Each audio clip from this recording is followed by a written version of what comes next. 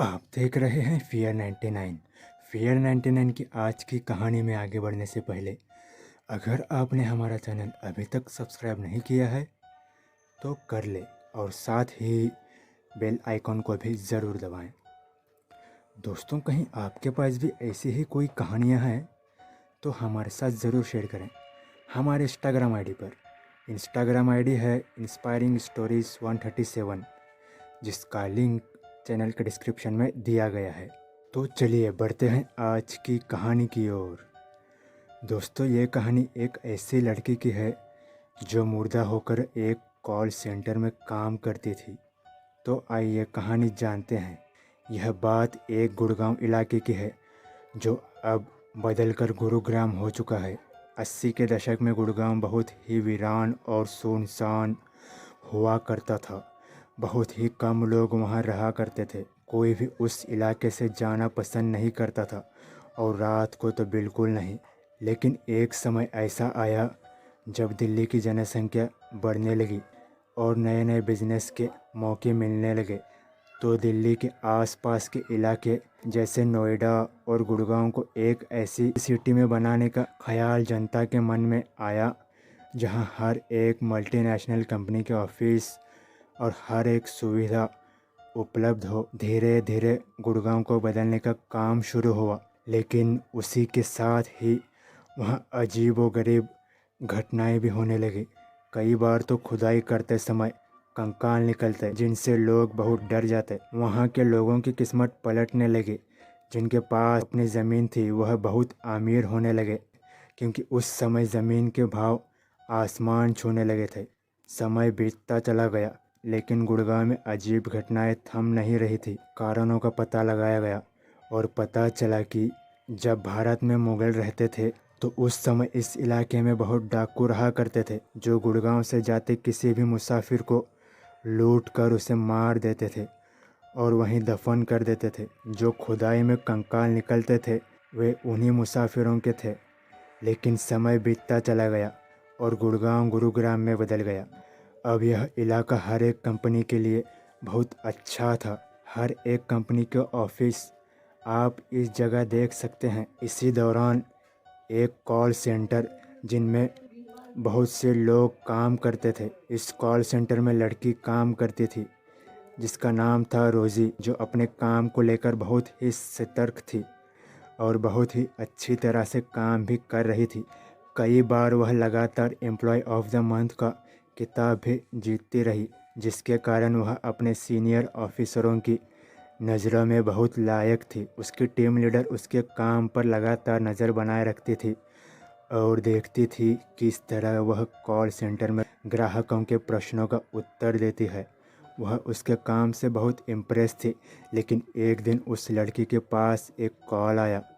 आमतौर पर call centre में कॉल लगभग 5 से 10 मिनट तक ही लंबी चलती थी, लेकिन उस दिन कॉल लगभग 1 घंटे तक चल रही थी। बात करते समय वह बहुत परेशान नज़र आ रही थी, लेकिन टीम लीडर ने सोचा मसला काफ़ी गंभीर होगा, इसलिए उसने इस और ध्यान नहीं दिया। लेकिन बात खत्म होने पर उसका नेचर बिल्कुल बदल गया। वह परेशान हो गई और अपना बैग उठाकर वहाँ से चली गई।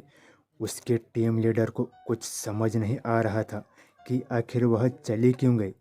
जानने के लिए उसने इसके आसपास के एम्प्लॉयज़ से पूछा तो उन्होंने जवाब दिया कि उसने सिर्फ इतना कहा कि मैं घर जा रही हूँ और वो चली गई। टीम लीडर ने सोचा कि मुझे उस नंबर की जांच करनी चाहिए जिससे कॉल आई थी, लेकिन जब उसने यह देखा तो उसे बहुत बड़ा झटका लगा कि वह फ़ोन पर बात कर रही है, लेकिन सामने से कोई कॉल नहीं आया। उसने इस बात को ज़्यादा गंभीर नहीं लिया। अगले दिन जब रोज़ी को कंपनी आना था तो वह नहीं पहुंची। टीम लीडर को चिंता होने लगी, क्योंकि पहले ऐसा कभी नहीं हुआ। उसने सोचा कि शायद उसी कॉल की परेशानी के वजह से वह आज नहीं आई होगी। दिन बीता, दूसरे दिन भी रोज़ी कॉल सेंटर नहीं आई। टीम लीडर ने उसे कॉल किया, लेकिन उसका फ़ोन बंद आ रहा था। मेल किया, मैसेज किया, लेकिन रोज़ी का संपर्क नहीं हो रहा था। लिहाजा टीम लीडर ने नाइट शिफ्ट में रोज़ी को घर छोड़ने वाली गाड़ी के ड्राइवर से पूछताछ की और रोज़ी का पता निकाला। कंपनी के किसी एम्प्लॉय को उस पते पर भेजा गया। जब उस व्यक्ति ने उस पते के घर मालिक से बात की तो पता चला कि यहाँ इस नाम की कोई लड़की नहीं रहती है। एम्प्लॉय ने बोला, लेकिन ड्राइवर उसको यही छोड़कर जाता था।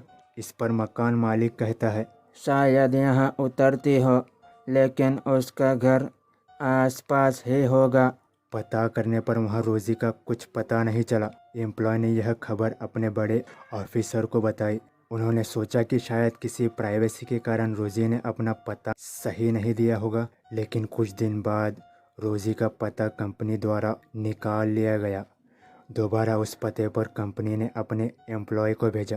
कंपनी द्वारा भेजा गया व्यक्ति उसके घर पहुंचा और रोजी के माँ बाप से मिला और रोजी के बारे में पूछताछ की और कहा वो कई दिनों से ऑफिस नहीं आ रही है। माँ बाप ने कहा, कब से नहीं आ रही है? एम्प्लॉय ने कहा, साल से ज़्यादा हो गया। लेकिन उसके बाद उसके माँ बाप ने जो जवाब दिया उससे साफ जाहिर होता है उसके पैरों तले ज़मीन खिसक गई। उन्होंने कहा, ऐसा नहीं हो सकता, रोजी को मरे 8 साल हो चुके हैं। एम्प्लॉय को लगा कि शायद गलत जगह आ गया हूँ, लेकिन एम्प्लॉय ने माँ बाप को रोजी की फ़ोटो दिखाई। माँ बाप ने कहा कि यही है। यह सुनने के बाद एम्प्लॉय को लगा कि माँ बाप झूठ नहीं बोल सकते। यह बात एम्प्लॉय ने अपने सीनियर को बताई। उन्होंने अच्छी तरह से यह जानने के लिए उनसे फ़ोन पर बात की और पता चला कि यह सच है। यह बात पूरे ऑफिस में फैल गई। जो एम्प्लॉय रोज़ साथ में काम करते थे उनमें से एक की मौत हार्ट अटैक से हो जाती है और कुछ की दिमागी हालत ख़राब हो जाती है। इतना ही नहीं, इसके पहले वहाँ कई हैरान कर देने वाली घटनाएं घटी। एक बार बेसमेंट में बैठे गार्ड को कुर्सी से गिरा दिया जाता है। वह लोगों को बताता है, लेकिन उसकी बात पर कोई यकीन नहीं करता। एक बार उसी ऑफिस में बाथरूम से किसी लड़की के चिल्लाने की आवाज़ आती है और भी कई अजीबोगरीब घटनाएं होती है। बावजूद इसके पता चलता है कि जहां वह ऑफिस बना है वहां लगभग 100 साल पुराना शमशान घाट हुआ करता था और खुदाई के दौरान कई कंकाल भी निकले थे।